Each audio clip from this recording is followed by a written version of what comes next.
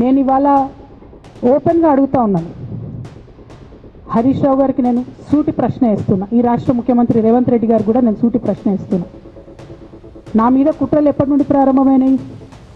ఎప్పుడైతే హరీష్ రావు గారు రేవంత్ రెడ్డి గారు ఒకే ఫ్లైట్లో హైదరాబాద్ నుండి ఢిల్లీకో, ఢిల్లీ నుండి హైదరాబాద్లో ఒకే ఫ్లైట్లో వాళ్ళిద్దరు ప్రయాణం చేసి వచ్చినప్పుడు హరీష్ రావు గారు రేవంత్ రెడ్డి గారు కాలు పట్టుకొని సరెండర్ అయినాక ఈ కుట్రలు స్టార్ట్ అయింది. నా మీద ఈ స్టోరీలు స్టార్ట్ అయింది. మా కుటుంబాన్ని విడగొట్టాలనేటటువంటి కుట్ర స్టార్ట్ అయింది. నేను ఛాలెంజ్ చేస్తూ ఉన్నా, రేవంత్ రెడ్డి గారు మీరు చెప్పండి, ఆ ప్రయాణం జరిగిందా జరగలేదా? హరీష్ రావు గారు మీరు చెప్పండి, ఒకే ఫ్లైట్లో మీరు రేవంత్ రెడ్డి గారితో కలిసి వచ్చిందా రాలేదా? ఆ తర్వాత నుండే నా మీద ఈ కుట్రలు జరుగుతున్నాయా లేదా? సరెండర్ అయింది మీరు. ప్రతి ఒక్క విషయంలో దాదాపు ఒక 7-8 ఇష్యూస్ ఉన్నాయి, ఇన్సిడెంట్స్ ఉన్నాయండి. అఫీషియల్ పిఆర్ఓ ట్వీట్ చేస్తాడు, Congress party official PRO tweet చేస్తాడు, ముఖ్యమంత్రి గారు పిఆర్ఓ, ఈ పాల వ్యాపారంలో అవినీతి జరిగిందని. తెల్లారి 2-3 పేపర్లలో వస్తుంది, 3వ రోజుకి మాయమైపోతుంది. అదే కేటీఆర్ గారినేమో 3 సార్లు విచారణ పేరుతో పిలిచి వేధిస్తారు. అంటే కేసీఆర్ కుటుంబం నికార్స్గా బరిగీసుకొని కాంగ్రెస్ పార్టీతో రేవంత్ రెడ్డితో కొట్లాడుతున్నాం కాబట్టి మా మీదనేమో కుట్రలు జరుగుతాయి, మా మీదనేమో కేసులు పెడతారు. మీ మాత్రం 1 or 2 days హెడ్లైన్స్ వస్తే తర్వాత న్యూస్ గాయబవుతుంది. ఎన్ని జరగలే చెప్పండి హరీష్ రావు గారి విషయంలో? ఫస్ట్ పాల వ్యాపారం మీద ఏమొచ్చినాయి ఆరోపణలు? ఆనాడు బీఆర్ఎస్ పార్టీ గవర్నమెంట్లో SC ST BC హాస్టళ్లకు Harish Rao గారి పాల వ్యాపారం నుంచి పాలు సప్లై చేసిరనే ఆరోపణలు అయోధ్య రెడ్డి గారు ట్వీట్ చేసి గతం 2 రోజులు పోయింది ఆరోపణ. ఎందుకు? సరెండర్. నెక్స్ట్ ఒక అభియోగం చేసిరు ముఖ్యమంత్రి గారు, రంగనాయక్ సాగర్ దగ్గర ఆయన ఫామ్ హౌస్ ఉంది, అది ప్రభుత్వ భూమి, కబ్జా చేసిండని. 1 day headline, 3rd day news గాయబ్. No case, nothing. కేటీఆర్ పరిస్థితి ఏంటి? ఎన్ని కేసులు పెట్టిరు కేటీఆర్ అన్న మీద? ఎన్నిసార్లు పిలిచింది విచారణకు? ఇవన్నీ పక్కన పెడదాం. నిన్నటి లేటెస్ట్ ఇష్యూ మాట్లాడదాం. కాళేశ్వరం కానీ ఇంకోటి కానీ ఏ ప్రభుత్వంలో అయినా పొలిటికల్ పాలసీ చేసేవాళ్ళు, విధానపరమైన నిర్ణయాలు తీసుకునే వాళ్ళు ముఖ్యమంత్రులు ఉంటారు. కింద ఉన్నటువంటి మంత్రులు దాన్ని ఎగ్జిక్యూట్ చేయాలి. కేసీఆర్ గారు ఒక పాలసీ డెసిషన్ తీసుకున్నారు, నేను కాళేశ్వరం ప్రాజెక్టు కడతా, దానికి ఇన్ని డబ్బులు ఇస్తాను. ఆనాడు మంత్రి ఎవరు? ఎగ్జిక్యూషన్ చేయాల్సింది ఎవరు? 2014 నుంచి 2018 వరకు తుమ్మిడిహెట్టి దగ్గర నుంచి మేడిగడ్డకు స్థలం మార్చినప్పుడు మంత్రి ఎవరు? ప్రాజెక్టులు డిసైడ్ చేసినప్పుడు మంత్రి ఎవరు? అన్ని మీటింగ్లు, టెక్నికల్ ఇష్యూస్ చూసుకోవాల్సింది ఎవరు? ఇవన్నీ రేవంత్ రెడ్డి గారు మాట్లాడారు. నేను మొత్తం అసెంబ్లీ స్పీచ్ చూడరు మీరు, వీళ్ళ మ్యాచ్ ఫిక్సింగ్ అనేది మీకు తెలిసిపోతుంది. ఏం మాట్లాడరు ఆయన. ఎంతసేపు కేసీఆర్ కాళేశ్వరం కట్టిండు, కేసీఆర్ కుటుంబం 1,00,000 కోట్లు తిన్నది. అరే 2007 నుంచి ఇప్పటివరకు కాళేశ్వరం 1,00,000 కోట్లు కూడా ఖర్చు కాలేదు.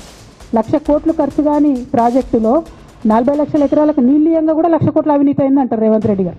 దాన్ని మళ్ళీ ఓన్లీ కేసీఆర్ గారి గురించి చెప్తారు, హరీష్ రావు గారి గురించి మాట్లాడరు. ఎందుకంటే ఇంటర్నల్ అండర్స్టాండింగ్ ఉంది వీళ్ళిద్దరికి. అంటే ఒక పక్క సంతోష్ రావు గ్యాంగు, ఇంకో పక్క హరీష్ రావు గ్యాంగు 100కు 100% రేవంత్ రెడ్డి గారితో, ఇక్కడ ఉన్న కాంగ్రెస్ ప్రభుత్వంతో, అవసరమైన సందర్భాల్లో పైన బీజేపీతో వాళ్ళు కోఆర్డినేషన్లో ఉండి బీఆర్ఎస్ పార్టీకి జలగల్లాగా పట్టి పీడిస్తున్నారు. నిరంతరం బీఆర్ఎస్ పార్టీకి నష్టం చేస్తున్నారు. వస్తూ ఉంటాయి, పోతూ ఉంటాయి, చూస్తూనే ఉంటారు కదా. ఒకప్పుడు ఏ పార్టీని బతకనియేమో, ఎవరు రాజకీయం కాదు కదా, నిద్రలో కూడా శాసనసభ్యులు అవుతామన్న ఆలోచన చెయ్యొద్దు అని ఆనాడు అక్రమ కేసులు పెట్టి ఎంతమందిని జైళ్ళకు పంపించారు. ఇవాళ వాళ్ళే తన్నుకొని చేస్తున్నారు. ఒకరు కడుపులో కత్తులు పెట్టుకొని కౌగిలించుకుంటున్నారు. ఎవరు అక్కర్లేదు, వాళ్ళే పొడుచుకుంటున్నారు.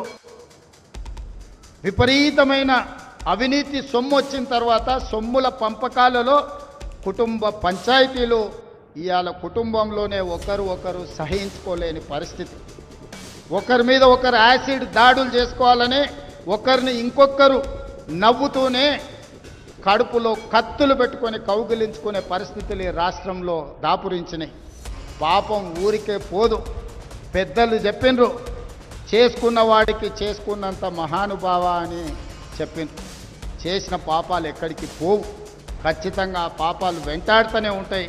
వాళ్ళు అనుభవించి తీరాల్సిందే. ఆయన వెనకాల ఈయన ఉన్నాడని, ఈయన వెనకాల ఆయన ఉన్నాడని. నేను ఒక మాట చెప్పదలుచుకున్నాను, అంత చెత్తగాళ్ళ వెనకాల నేనెందుకు ఉంటానయా? నేను నాయకుడిని ఉంటే ముందుంటా, మా వాళ్ళకు తోడుగుంటా వాళ్ళ కుటుంబాలు వాళ్ళు కత్తులతో పొడుచుకొని హరీష్ రావు సంతోష్ రావు వెనకాల రేవంత్ రెడ్డి ఉన్నాడు అని ఒకరంటే, లేదు కల్వకుంట్ల కవిత గారు వెనకాల రేవంత్ రెడ్డి ఉన్నాడని. మీరంతా దిక్కుమాలని తెలంగాణ ప్రజలు బండకేసి కొడితే మీ వెనకాల ఎవడన్నా బుద్ధున్నోడు ఉంటాడా? అన్నం తినవాడు ఎవడన్నా మీతోని ఉంటాడా? నేను ఉండేది పాలమూరు జిల్లా 4 కోట్ల తెలంగాణ ప్రజల వెనుక ఉంటా, తోడుంటా, వాళ్ళ కోసం పని చేస్తా. నాకంత సమయం లేదు ఇంత పనికిమాలతో కలిసి, లేకపోతే మీకు మీరే పంపకాలలో వచ్చిన పంచాయతీలు మీరే పొడుచుకుంటారు. మేము చూస్తే చాలు.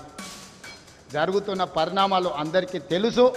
దయచేసి మీ వివాదంలోకి మీ కుటుంబ పంచాయతీలను, మీ కుల పంచాయతీలను మమ్మల్ని లాగకండి. మాకు ఎలాంటి ఆసక్తి లేదు. మిమ్మల్ని ఎప్పుడో ప్రజలు తిరస్కరించిండ్రు. మీరు కాలం చెల్లిన 1000 రూపాయల నోటు లాంటి వాళ్ళు. కాలగర్భంలో కలిసిపోతుంది ఆ పార్టీ. ఒకప్పుడు జనతా పార్టీ కూడా గొప్ప పేరుండే, కానీ జనతా పార్టీ కనుమరుగైంది. ఆ తర్వాత తెలుగుదేశం పార్టీ ఒక అద్భుతమైన పార్టీ, చాలామందికి అవకాశాలు కల్పించిన పార్టీ. కొంతమంది కుట్రల వల్ల ఆ పార్టీ కూడా ఈరోజు తెలంగాణలో ఒక సమస్యను ఎదుర్కొంటుంది. మరి ఇన్ని దుర్మార్గాలు చేసిన మీరు మాత్రం ఎట్లా మనుగడ సాధిస్తారు? ప్రకృతి అనేది ఉంటుంది, ఆ ప్రకృతి శిక్షిస్తుంది. అందులో మనకి ఎవరికి ఏమాత్రం ప్రమేయం లేదు. రాజకీయాల వైపు చూడకండి మిత్రులారా. పాలమూరు జిల్లాను అభివృద్ధి చేసుకుందాం. ఇరిగేషన్ అండ్ ఎడ్యుకేషనే my first priority. Irrigation and education వస్తే ఆటోమేటిక్గా ఎంప్లాయ్మెంట్ వస్తుంది. ఎంప్లాయ్మెంట్ వస్తే మనమే ఆదర్శంగా నిలబడతామని తెలియజేస్తూ మీ అందరి దగ్గర సెలవు తీసుకుంటున్న ధన్యవాదాలు మిత్రులారా.